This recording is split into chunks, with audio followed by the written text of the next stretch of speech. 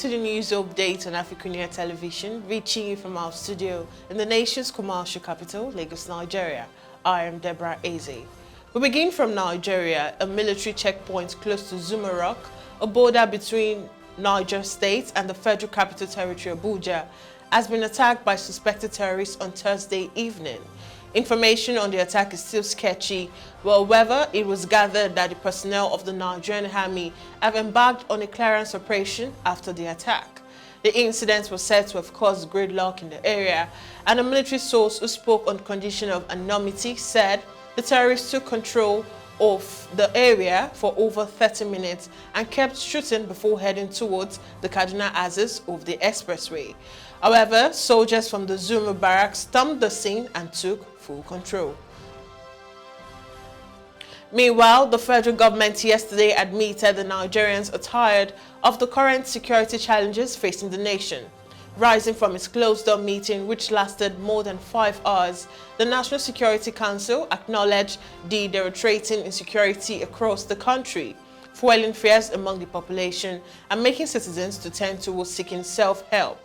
The National Security Advisor, Major General Babagana Monguno, retired, who stated this while speaking with newsmen after the meeting chaired by President Muhammadu Buhari at the presidential villa, Abuja. However, said government was currently working on new strategies to curtail the worsening insecurity in the country. And now, according to him, the Security Council has agreed on new strategies to curtail the menace, assuring that there will be a renewed momentum against terrorism. Despite government assurances, the National Assembly yesterday moved closer to actualizing its threats to impeach President Buhari as members of the minority caucus in the House of Representatives expressed willingness to support the Senate in effecting the removal of the president. And now moving on, at least 15 soldiers and 3 civilians were killed in coordinated terrorist attack in Mali, and this is the latest deadly violence to rock the Sahel state. In Kalumba, near the Mauritania border, the death toll on the friendly side is 12, including 3 civilians from a road construction company, the army said in a statement. The army death toll in Sokolo in central Mali was 6, with 25 others wounded, 5 of them seriously wounded. The army claims to have killed 48 attackers and neutralized 3 terrorist pickup trucks 15 kilometers from Sokolo, with an estimated 15 fighter and their equipment destroyed, the statement also said. A third attack centrally located in Mopti ended without casualties overnight. And our report from Kenya, Kenyans head to poll on August 9th amid signs that East Africa's largest economy could be headed for tough times. The country currency, that's the shilling, has sharply depreciated, and it means Kenya Treasury will face difficulty paying back its huge dollar-denominated debt. The country debt rose from $16 billion in 2013 to $71 billion in 2021. As a result, Kenya spends nearly 30% of its revenue on interest payment. The World Bank and Eurobond holder account for nearly half of Kenya's external debt at 28% and 20% respectively, based on data from the Treasury. China, whose loans have gone on infrastructure, including the standard gauge railway, is responsible for 19% of Kenya's external debt. With global interest rates shooting up, it is going to become costly for Kenya to borrow or pay back its lenders. We now go on a short break, and when we return, it's updates making the rounds on the foreign scene. Stay with me.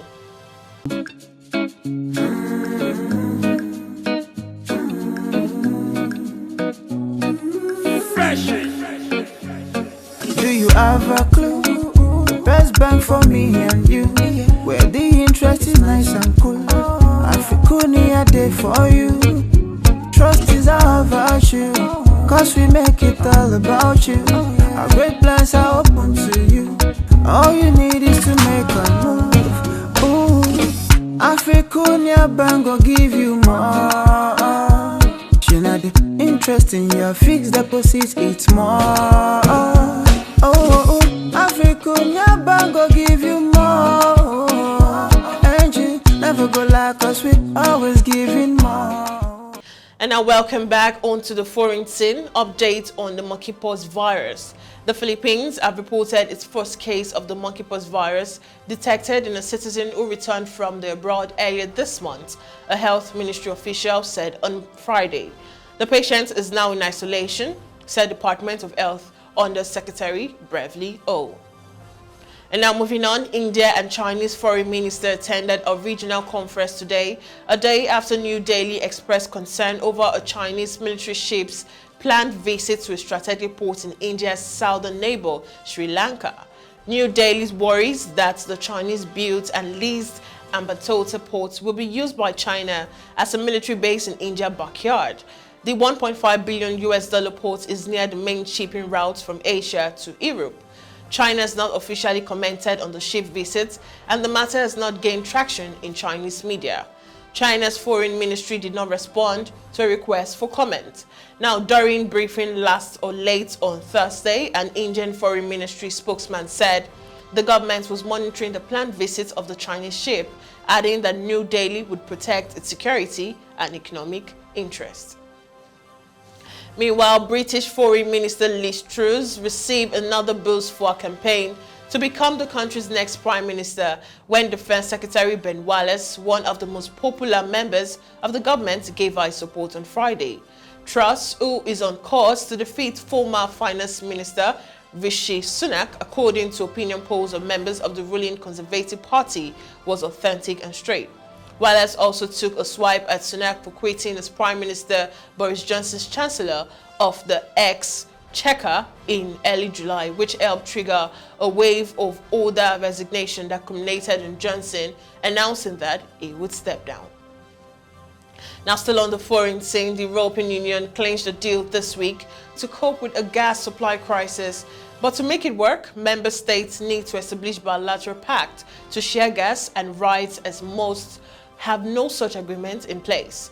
Only 6 such deals have been secured, leaving most of the EU's 27 countries without firm terms on how and when they would share gas in a supply crunch, or the financial compensation they would give or get for doing so.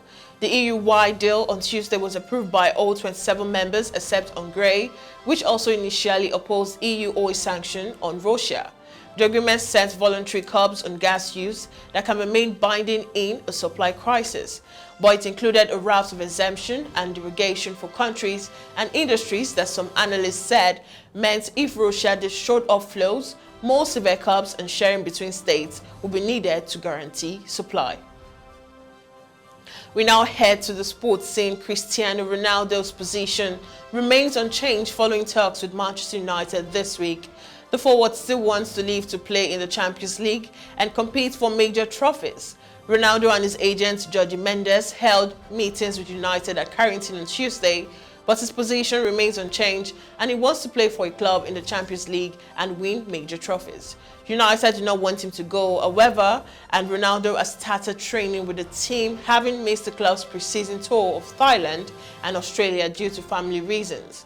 His potential options elsewhere are limited, as Chelsea are not an option anymore, while Bayern Munich and Atletico Madrid appear to publicly rule themselves out this week. And finally, Argentina right back Molina has signed a 5-year contract with Atletico Madrid after completing his move from Udinese, the Spanish club announced on Thursday.